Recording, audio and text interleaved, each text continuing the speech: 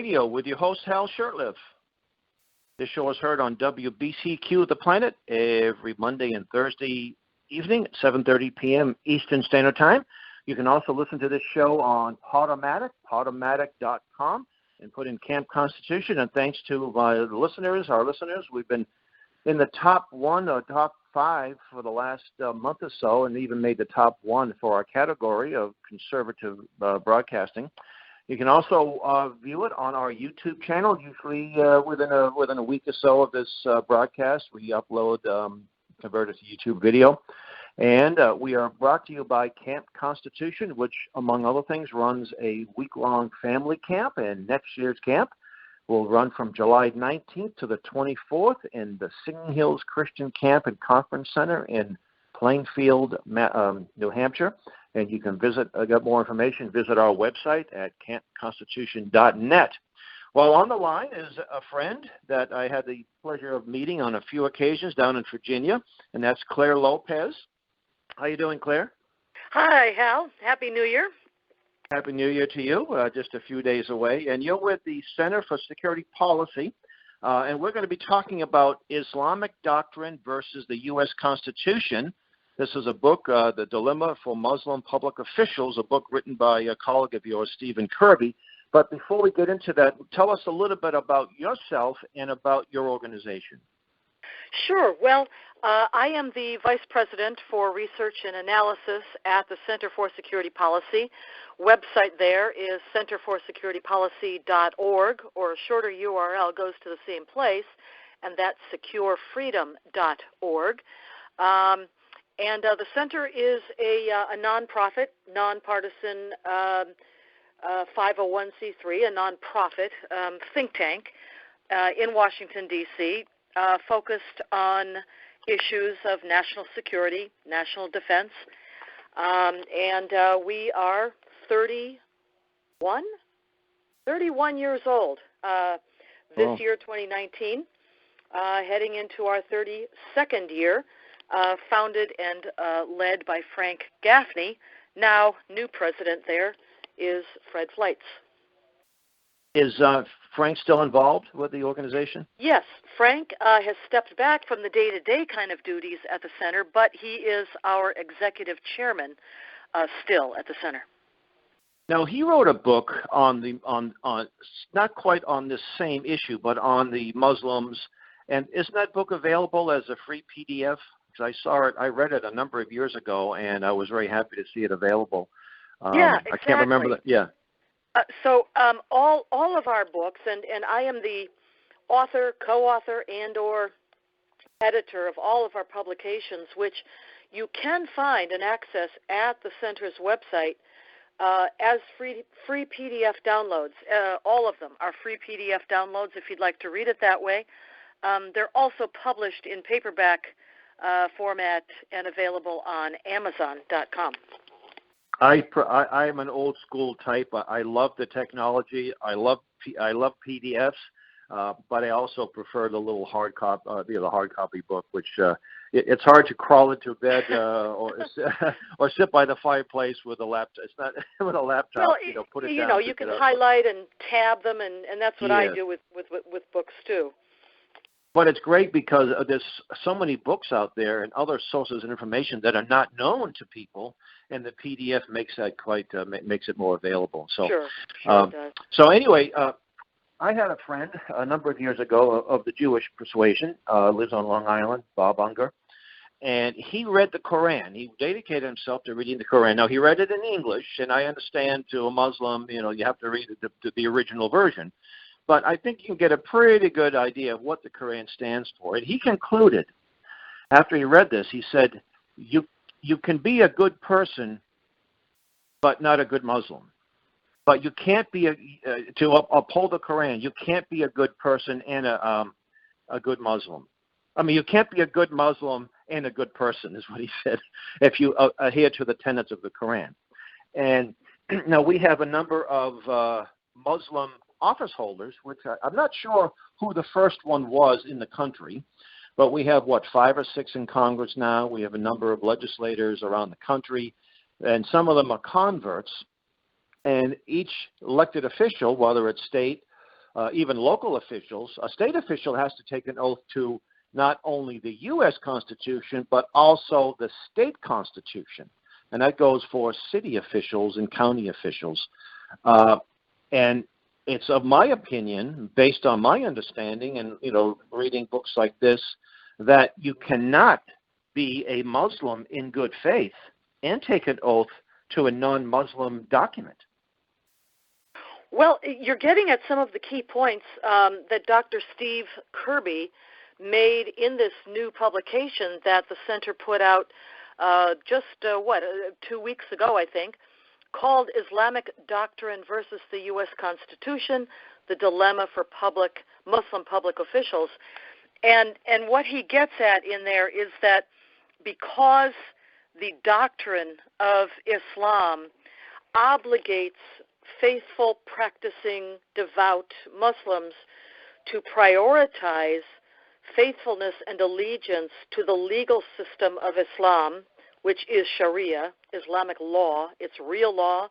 It's really written. It is taught in the universities. It is preached in the mosques and Islamic centers. It's also adjudicated in Islamic tribunals and courts of law. It's real law. But all devout and practicing Muslims are obligated to prioritize Sharia above any other law, and that would, yes, include the U.S. Constitution. So this is the dilemma that Steve Kirby addresses in this new book. How can public officials in the United States who are Muslim honestly take an oath to the Constitution, which in so very many respects is antithetical to Islamic law? Now, we have currently three representatives, members of Congress. They are Representative Andre Carson out of Indiana, Representative Rashida Tlaib out of Michigan, and Representative Ilhan Omar out of Minnesota. Formerly, there was another, and that is Keith Ellison, who's now not in Congress anymore, but is the Attorney General for the state of Minnesota. So three elected representatives there. Can I interject here? I'd like to interject something here, if I could. When you look at the three sitting members of the House, the three Muslims, now, the average person who understands a little bit about the Muslim faith believes that Muslims are strongly family-oriented. They don't support the homosexual agenda at all. In fact, they're really hostile to the homosexual agenda. They tend to support free enterprise and those kinds of things. But if you look at the voting record of these three, and Ellison, when he was in, they are hard leftists. So is it that that's not the case about Muslims? They tend to be socialists. What's happening here? Why are these Muslims embracing the homosexual agenda that in Muslim cultures are totally taboo? That's a real dilemma. It really is. So, yes, the Muslim representatives that are currently serving in Congress are all of the Democratic persuasion, and so is Keith Ellison as Attorney General in Minnesota.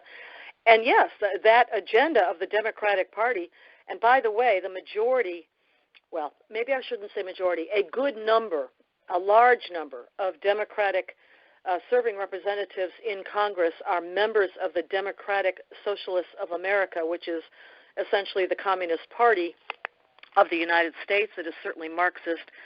So how do they reconcile, the agenda, liberal, leftist, even communist and Marxist agenda of the Democratic Party when they run on that ticket?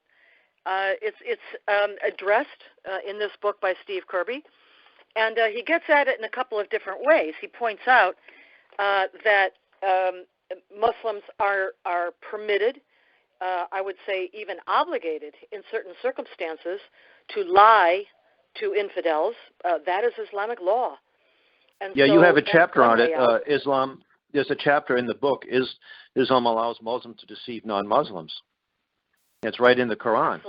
Absolutely. Not only just in the Quran, But one of the 99 names of Allah is the Great Deceiver. And that is not a pejorative. That's an attribute in Islamic doctrine. To deceive the enemies of Islam. And Muhammad himself is recorded in the Hadith as saying, war is deceit. Interesting. Yes, this book is very valuable. Now, hasn't some of these Muslims actually swear on the Quran, not on the? Because you wouldn't expect a Muslim to swear on a Bible.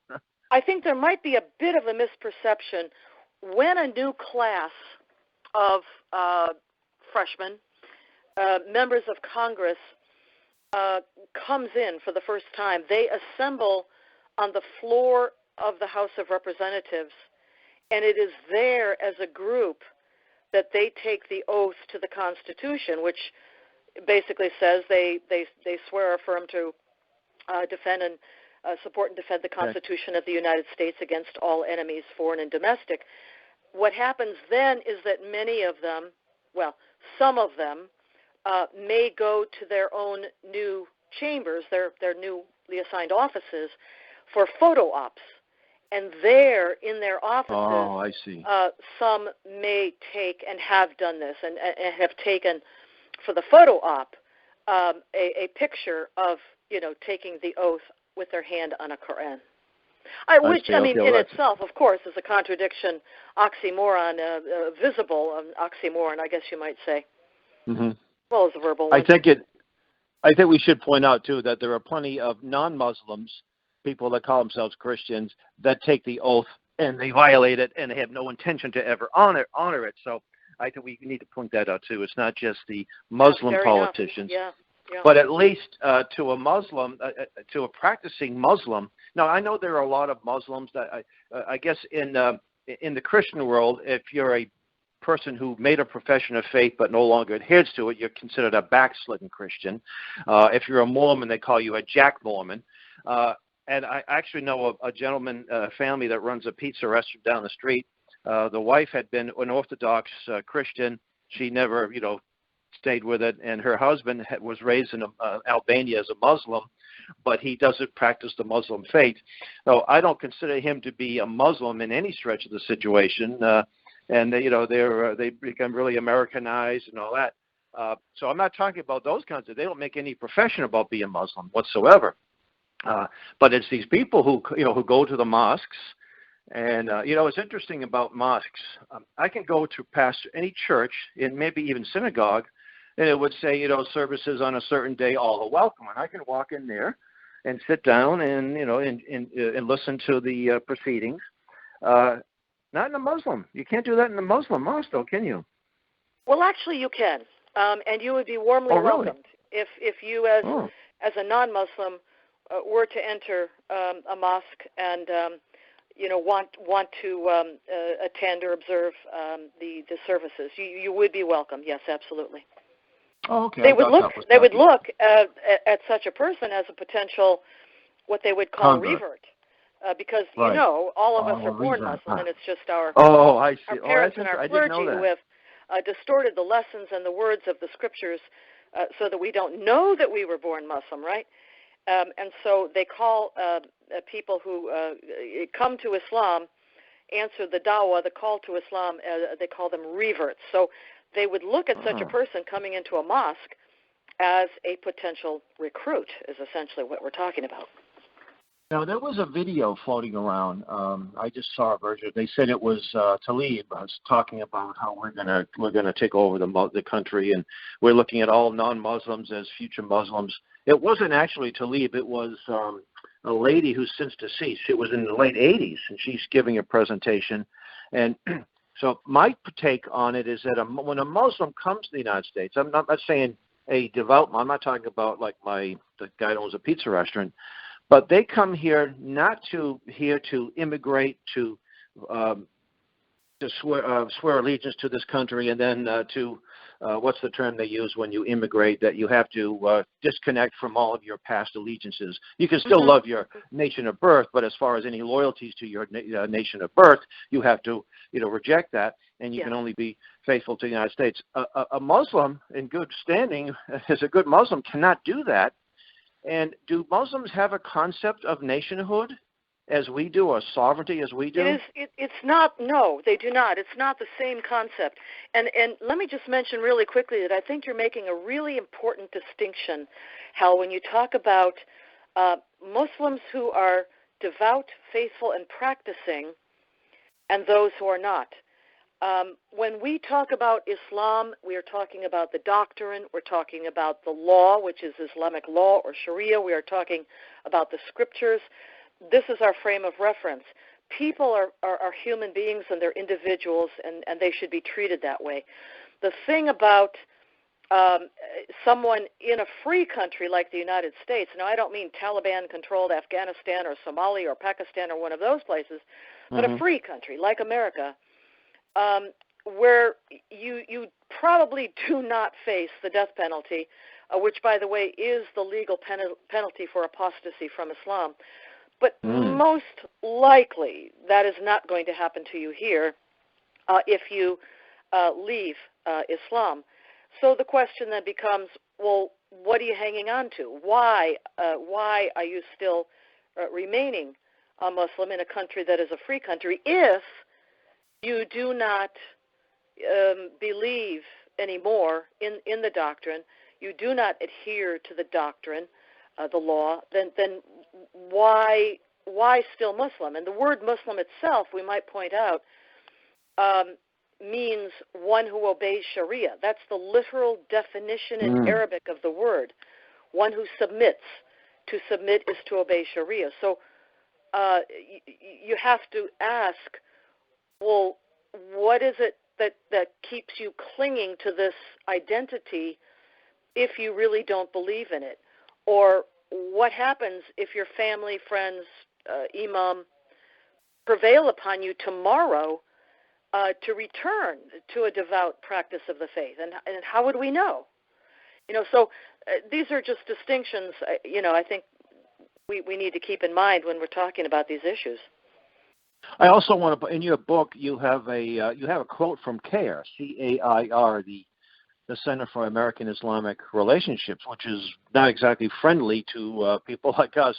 But they even said that to criticize or take exception with Islam doesn't necessarily make you an Islamophobe.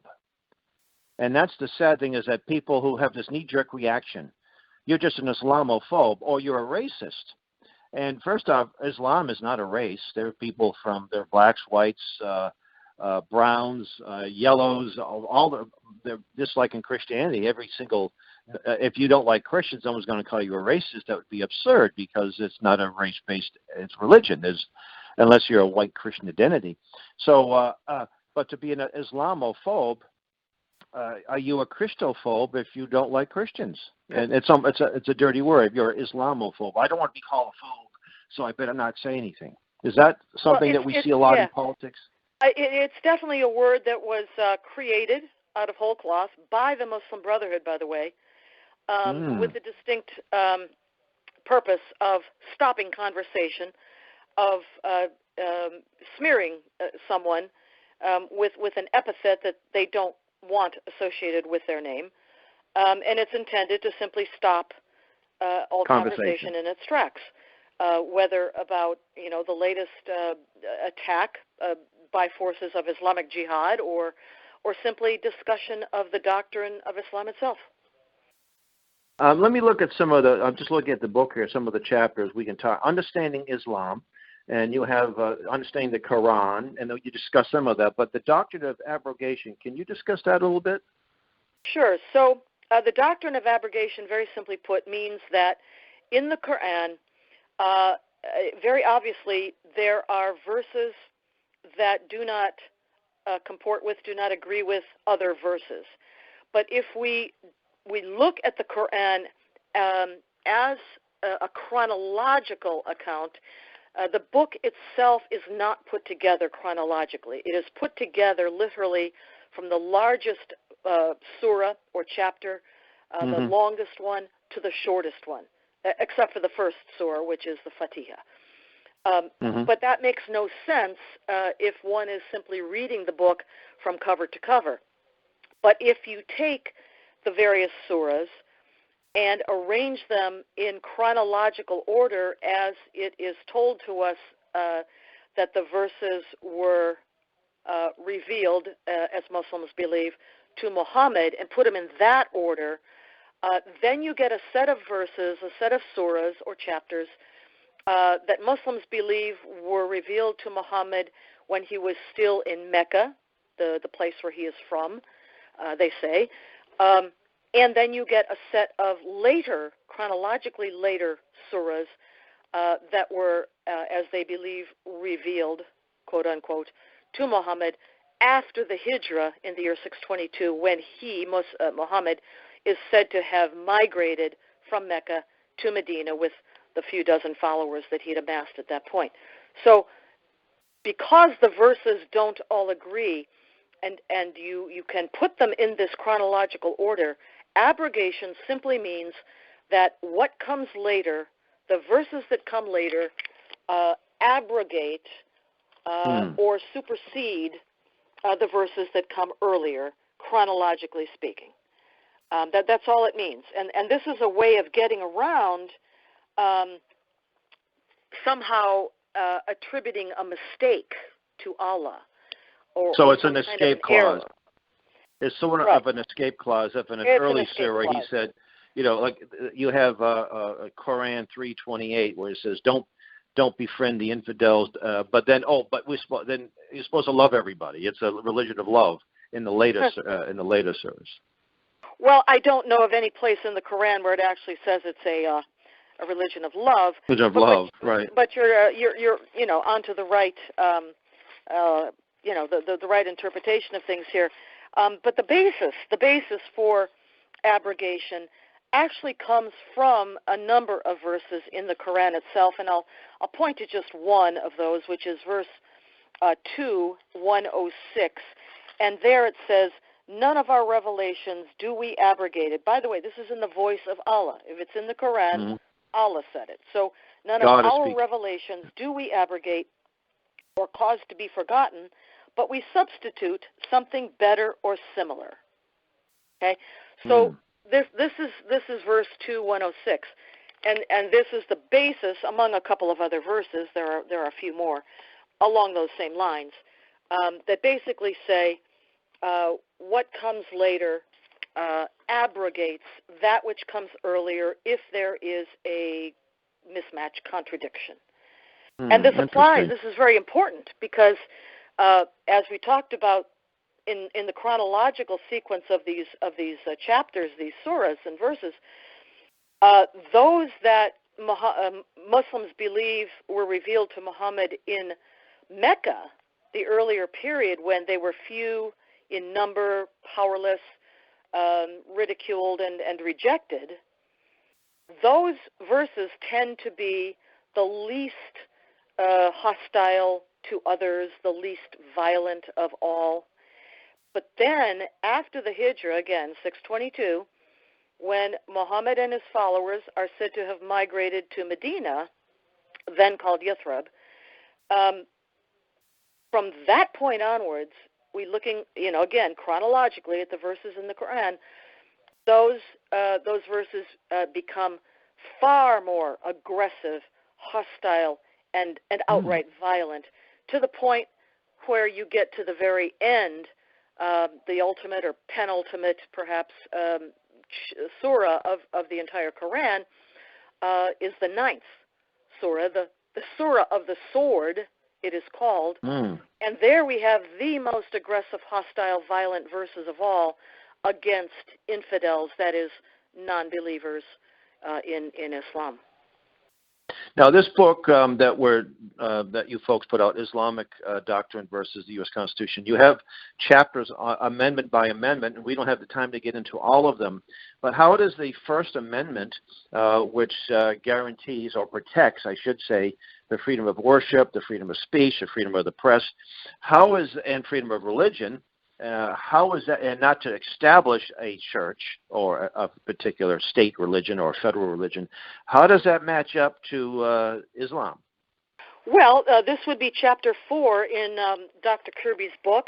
It's called Islam and the First Amendment.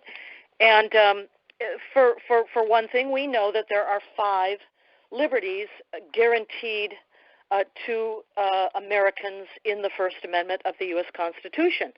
And these are freedom of religion, freedom of speech, freedom of the press, freedom of assembly, and the right to petition the government for redress of wrongs. Not a single one of those appears any place in Islamic law.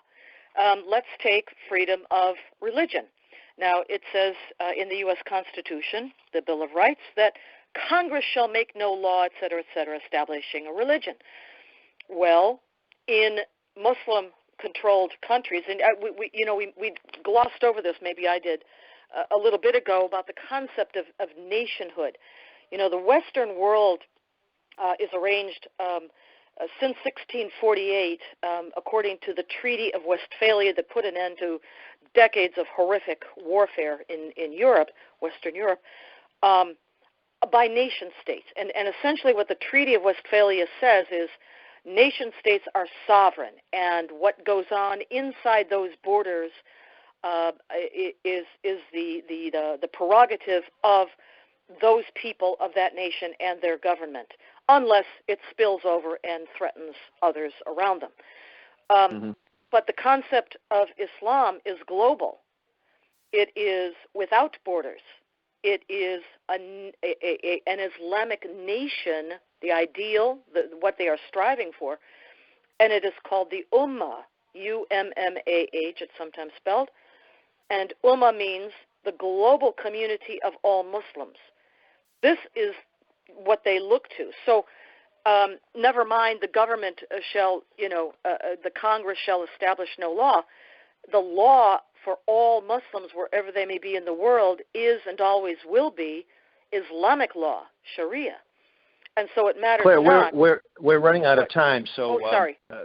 30 minutes goes by awfully quick when especially when you have a good guest like you. Give the listeners where they may be able to get a copy of this book, and also where they can get a hold of you and your organization. Sure. So the PDF free download copy of this and all our publications, including occasional papers, may be found at centerforsecuritypolicy.org or securefreedom.org. Many of my own articles are published there. You can also get hard copy paperback books from our publications at Amazon.com. You can follow me on Twitter in my name, Clare M. Lopez, also at Facebook in my own name as well. I also blog at newsmax.com on a regular basis, and my articles appear there and then also at the Center's website. All right. Well, thank you so much for being a guest. And, folks, you've been listening to Camp Constitution Radio. Happy New Year, and until next week, may God bless you.